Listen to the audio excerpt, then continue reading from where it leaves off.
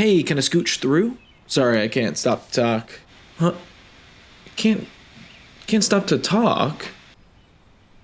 You're going nowhere and you're doing nothing.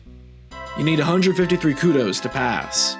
Come on, I'm so close. I have 83. If I give 3 kids an ice cream cone in the museum, I'll be good to go to Fossil Island. You need much more than that to go through this gate. Well, why? Why should I need more kudos to walk through this gate than lead the museum's expedition to Fossil Island? Really can't stop to talk. Yeah, sure. Okay, now's my chance. Haha, coming through. Oh, come on. Okay, how about this? This is proof that I am an authorized workman on the site and should use the workman's gate. I'm not interested. Hey, what's going on, Teddy? Good to see you. Nope. Oh, don't mind me. Broke my neck with all these wheelbarrows. Look at me in the eyes. I don't know why, but this mound of dirt will be my hill to die on. You are my rival. I will want nothing more than to cross this gate for no greater reason than I must. Like the coyote to the roadrunner, I hopelessly despise you. Sorry, I can't talk right now. I single-handedly discovered every find that's being shuttled through this gate. God damn it, I don't want to pull the card, but do you know who I am? I'm Scramp, and I'm making a new character on RuneScape, but not allowing myself access to the wiki or any informative plugins. The only wiki pages I can view will be 5 random ones. I will then have to encounter them in-game before I can generate a new one, and unlock the wiki 1 page at a time. This is RuneScape, WikiLocked. Previously on WikiLocked, we have moved from our goal of Lovakite ore to instead getting to the mycelium pool on Fossil Island. Just need to commune with this big lad. I need their guidance. To do this, we have to single-handedly restore at least 2 exhibits of the museum. We've told Orlando Smith every animal fact we know, so now the youth of Varrock are learning that if they inject themselves with snake venom, they can live to be 100 years old. We passed our DIRTs, the Dig Institution Readiness Test, which isn't their official title, but if your test does not have an acronym, one will be provided for you. We figured out some other lore that's important, but more importantly, lets us fill up the entirety of this exhibit of dig site artifacts that was pretty much empty until we showed up. That got us about 3/4 of the way there, so now we've been running around and accomplishing quests that have some sort of historical basis. We've taken out a historical captcha demon, we've discovered an air talisman relic that the nerds freaked for. We helped a ghost cannonball into the ocean by giving him his head back. That didn't get us any credit in the museum, but it will come in handy. And we stopped vampires from taking over the whole world. All of that was still not enough for the job. So I decided to take in the Varrock Museum more in detail to see if there's anything I missed. I talked to Curator Haig again, still with my doctorate diploma that I tried to show to the rude guard back there. And Haig knows what I need in this low moment, a fruit blast cocktail. I think I maybe misunderstood him. It looks like he's just trying to chill at the Lumbridge Community Pool. I guess I got my doctorate in paleontology from Margaritaville State. Go cheeseburgers. Okay, no, I can't even jokingly root for another fake team. Toadstools all day. Some folks in the comments recommended talking to the woman in the little plinth in the corner of the museum, so I do, and I get another reward for my work that I previously thought was going unnoticed. So now I got a cocktail, and this information clerk, that's her name, says her father, Mr. Information Clerk Senior, I guess, knew a lot about skills, and she can impart them to us. And she does. We gain 1,000 mining XP. Whoa. So thank you everyone for letting me know about that enlightening experience. I'm now ready for an inspiriting debate about surface mining versus room and pillar mining. But I will say, at the end of the day, I'm a longwall mining boy. It has a better resource recovery rate as well as enhanced miner safety. I'm not going to be endorsing retreat mining. I have an audience, and that would be irresponsible. I don't think that's what you all wanted me to do, right? I mean, if so, let me know your favorite mining method and why in the comments below, but otherwise, can't find anything that helpful. I asked the information clerk about kudos, but she doesn't say anything new. Well, I guess that's it. Unless I'm missing something, I don't think I am. So, I didn't get the helpful information I was looking for there, but at least there's one more quest I know delves into the past and will absolutely give me museum credit. Making friends with my arm. Making history. Sorry, yeah, making history, obviously. We begin a long walk to the worst museum in the world. We arrive at the museum to see Joral, who looks like a professor of Steely Dan. He's in complete despair, everything is lost. I don't see anything too bad about the current situation outside of the location. It's just a chill little shed. Kevin's here. What's up, Kevin? So I really don't see what the issue is here. Wait, Kevin, what the hell, man? What the hell, Kevin? Kevin, stop it, dude. Kevin, no fight. We're going outside. I don't want to knock you out, man. Let's count to 3 and cool down. I'm going inside. Kevin, what? Noah, you have to teach me that. We're doing that over the dig site gate later, okay? Okay, there we go. Bye, Kevin. Okay, so I really don't see what the issue is here. He tells me that the issue is that this old outpost is going to be taken down for King Lathas's laboratory, which, unless it's the size of Disney World, I mean, I think there's room for more than one thing here. There's so much open space. But yet he feels compelled to take over this rinky-dink underdog, like a movie villain feeling compelled to take over the orphanage or the community center. To try to win me over the storied and essential history of the outpost, I watched the most boring video ever. It looks like an 8-year-old controlling a drone for the 3rd time, just sort of hovers around the outpost. With many occupants over the years, the building has seen much action. It started life as an outpost. Its main purpose, to see invading armies. Before they saw the city of Ardoid. I've done some over-the-top things for the museum. I've killed a demon, I've stopped vampires, I got a job, but helping this Steely Dan war aficionado dude with his 4x4 outpost museum is by far the most taxing. He has 3 leads for information about the outpost, and the first one I go with is a ghost in Port Phasmatis. He died at the outpost, which... okay, yeah, that's a lead, I guess. So we make the long trek to ask someone their most personal question, and we get there, and another gate I can't get through. God damn it. It looks like one of those force fields where you watch your father figure get killed through, if you know what I mean. I can't get through unless I provide ecto tokens. So I go to ask about that. Hey, do you know how this thing works? Shut the fuck up or else I'll kill you. Okay, noted. He's not very helpful, but I test my luck and ask him again, and you know what? He's all talk. So the Ectofunctus is basically a fascist phantom toll booth. You must collect bones to grind up and place as an offering to Necrovarus, the homicidal spirit we just met. And the Ectofunctus, a scary Grammy Award. I need to head back to get some offering supplies, so I pick up bones from the only place I know they're just haphazardly laying around. The dig site. I grab some loose souls the museum uncovered just to feed into an evil parking validation machine. We pick up some offering materials, just some buckets for slime and pots for crushed bone. Run back, then crush some bones to offer to the magic egg, go into the hidden slime quarry that's underneath Nickelodeon Studios. All of this is to keep the ghosts from passing over to the next plane of existence, which is pretty sad. But we offer way more than we need to power the evil egg spoon. That'll keep the souls trapped. The thing is, it is the best prayer training method I can think of at the moment. We arrive in Port Phasmatis looking for a Droalac. A bit difficult initially, as when everyone dies, they are all turned to the same Baja Blast green. I find Droalac, and he's not thrilled to have someone asking about the day he died. No small talk either, just a "how'd you die?" right off the bat. I can find out info if I help him with a problem. His wife Melina's pretty upset that he never returned from the outpost. I guess it's up to me to do some paranormal couples therapy. It's like if the Ghostbusters were psychologists instead of parapsychologists. I personally think it's a slightly less messier way of dealing with ghosts. The issue doesn't require much counseling. His ghostly wife's love language is clearly gifts, If we get her a sapphire amulet, the same amulet he gave her before he died, the world's saddest outpost, then she'll have 2 sapphire amulets and will forgive him.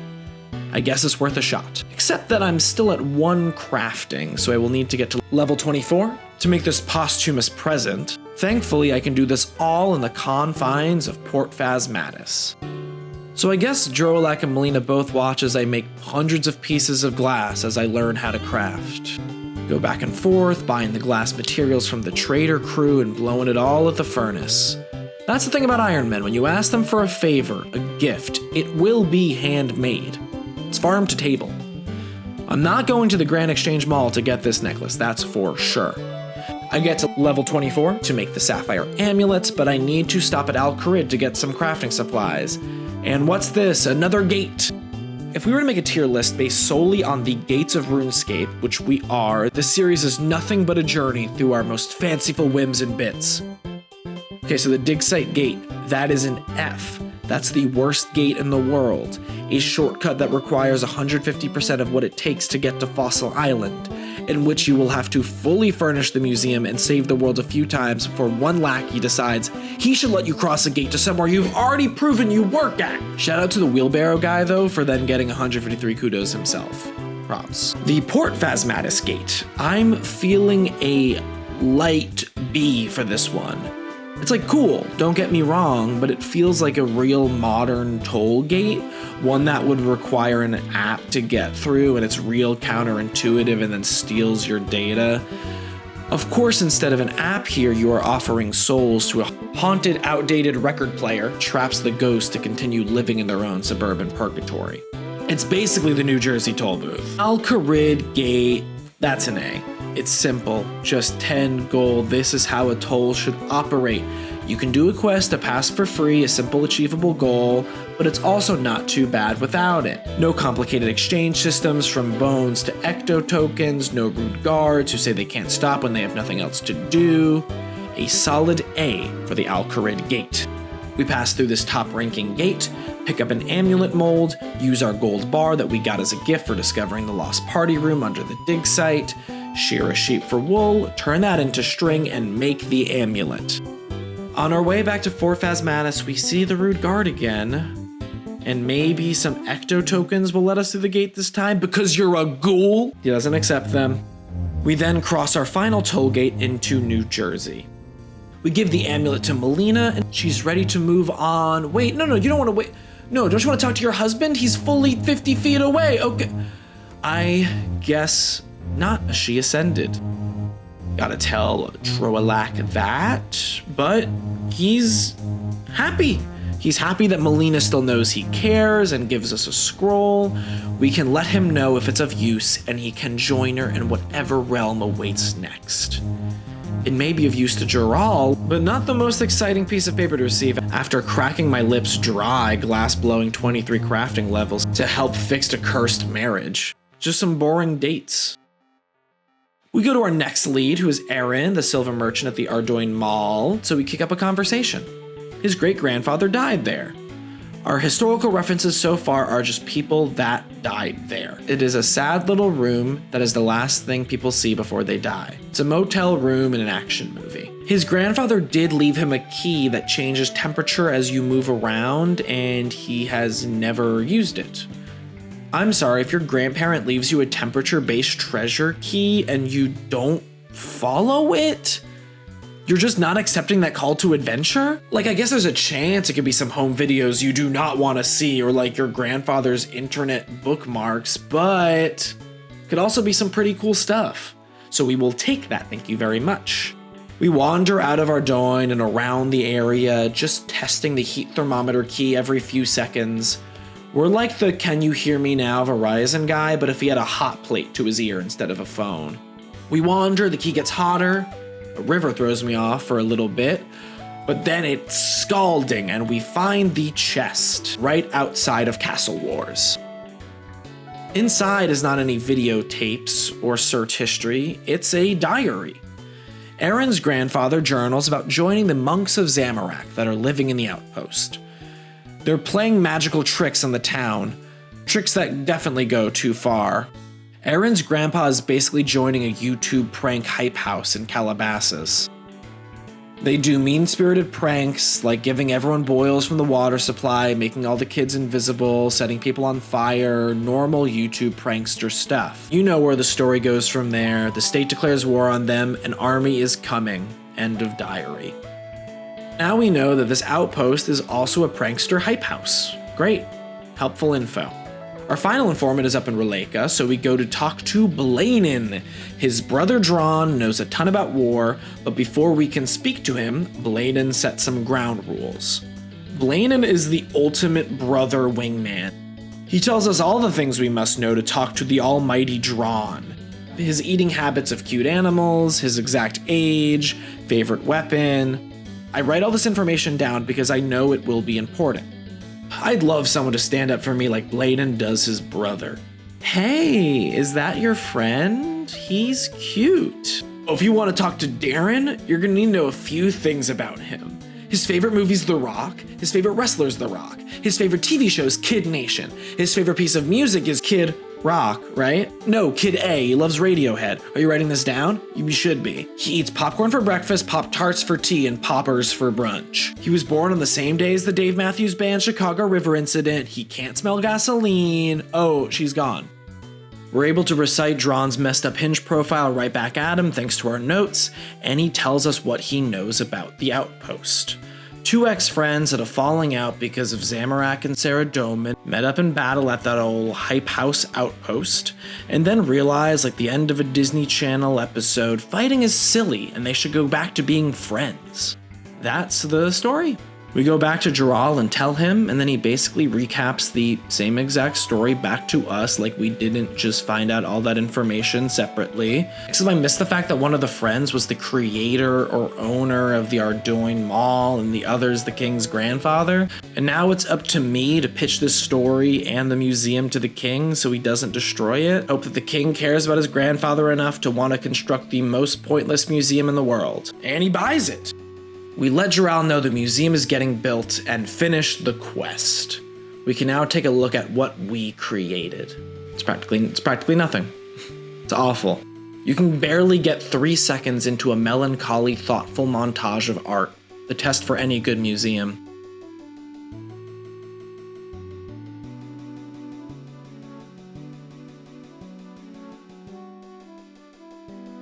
See? Before we go, I think we should just pitch some new exhibits. We can have a projection of a Maury-style show about the paranormal marriage issues caused by this outpost. Let's have an exhibit of the actual pranks that were planned here. Just play their YouTube videos. Let's bring the hot key over so everyone can touch the hot key. We'll print out Drawn's Hinge profile and just kind of let that speak for itself.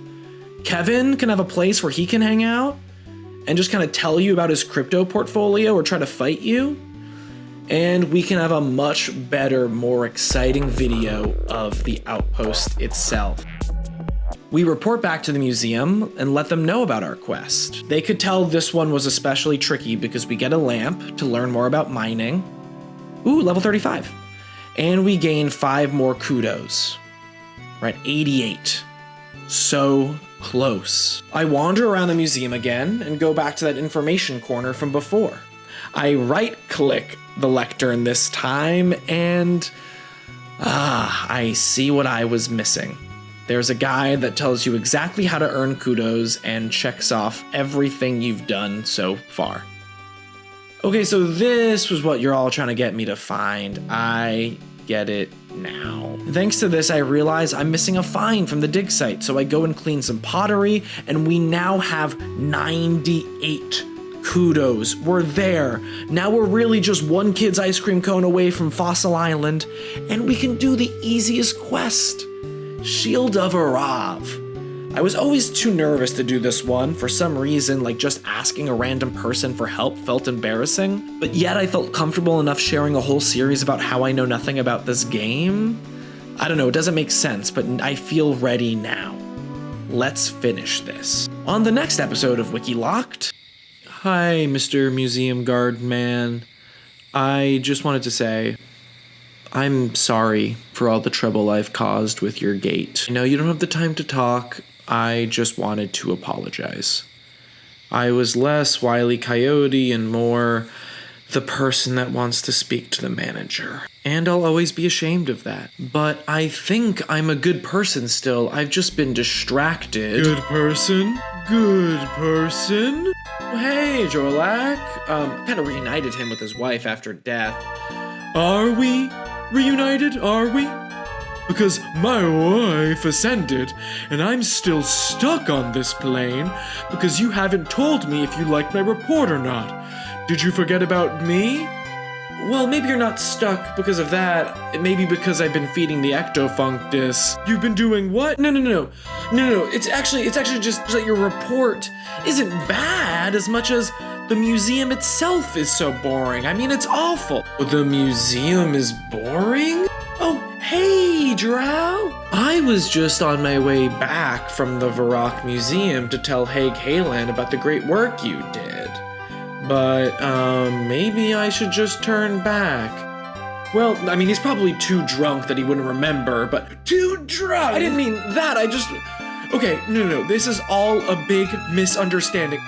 Kevin, thank God you're here. We need to make a break for the gate right now. Show me what you did. Kevin, what are you doing? No, Kevin, I'm not feeling a fight right now.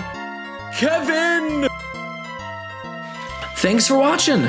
This video was sponsored by my Patreon. Shout out to the Lumbridge Community Pool. Haig Halen just joined. He's 5 Fruit Blasts deep and he's telling us about conspiracies that are true. We got the Restless Ghost just cannonballing into the pool. But most importantly, we have to shout out the patrons.